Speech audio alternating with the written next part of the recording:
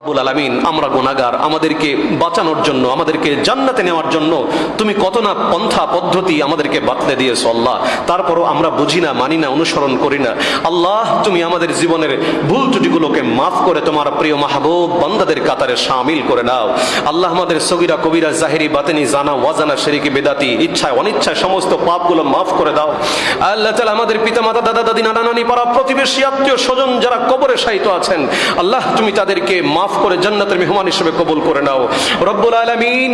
আল্লাহ তাআলা, আমাদের পিতামাতা, আত্মীয় স্বজন, বাড়িতে যারা অসুস্থ অবস্থায় বিছানায় শয্যাশায়ী আল্লাহ, তুমি তাদেরকে শেফায়ে কামেল আজেলা দান করো আল্লাহ। তাদেরকে ঈমান, আমল এবং সুস্থতার সঙ্গে জিন্দেগি গুজরান করার তৌফিক দান করো আল্লাহ। যারা মসজিদে উপস্থিত নরনারী, সকল শ্রেণী পেশার, সকল বয়সের আল্লাহ, আমাদের কার মনের কি যাতনা, বেদনা, দুঃখ, যন্ত্রণা একমাত্র তুমি ভালো করে জানো। তোমার চেয়ে বেশি ভালো আমি বা আমরা কেউ জানি না আল্লাহ। আমাদের প্রত্যেকের মনের দুঃখ, যাতনা, বেদনা দূর করে দাও, বিবাদ বিসম্বাদ অবসাদ দূর করে দাও আল্লাহ তাআলা।